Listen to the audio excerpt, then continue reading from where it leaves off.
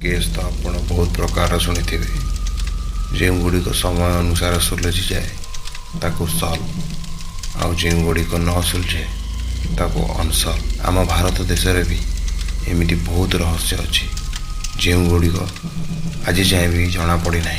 2002 मसीह हैदराबाद सहर में एमतीका एक गोतिया घटना घटी जाइतिला जहाँ आज जाए भी रहस्य रे परिपूर्ण होई अछि। कुंदनबाग हाउस गोटे सिंपल सा घर जो गोटे परिवार रे माँ बापा और दुई झील रोते। दिने अचानक से घरे कौन हुए जे घर मुरबी घर छाड़ी पलांती और केबे फेरती ही नहीं।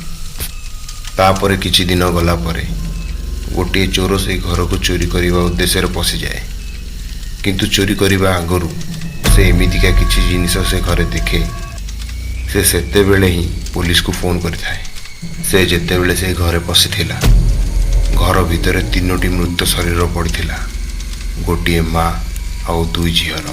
जेते बेले से सबु कथा पुलिस को कहिला पुलिस भाविले एहे ही सेमानकु चोरी करबा उद्देश्य मारिथिबो।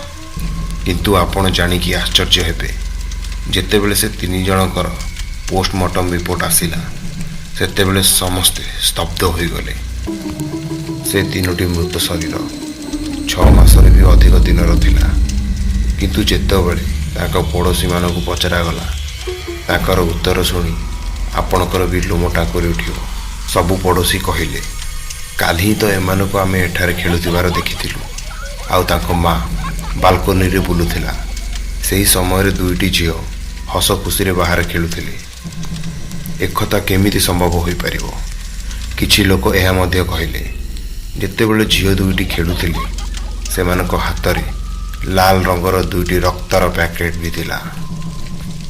जेतेबेले पुलिस ए सब कथा सुनिले तापर जांच पड़ताल कले तांकु जना पड़िला जे से घरे किछि कला जादूर सामग्री मिली आउ सेथिर पुलिस संदेह कले माँ झियो सबू मिसिकी कला जादू करुथिले।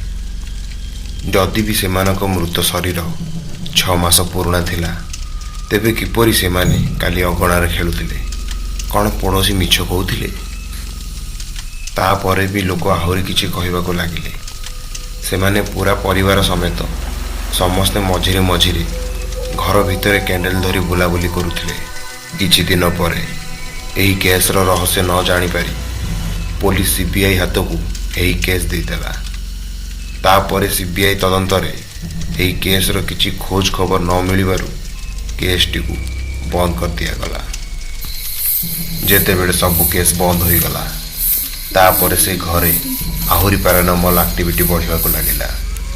जेते बेले लोक माने से घर रास्ता रे जाती से घरे बल्ब आपे आपे जलु थाए और बंद हो जाए, किंतु से घरर लाइट केस बंद हवा समय रे ही काटी दिया जाइथिला।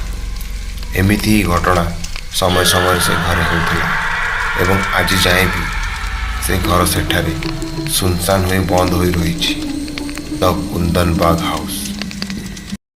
जदि आपन को ये सत्य घटना भल लगी तेबे आम चैनल को लाइक शेयर और सब्सक्राइब करंतु।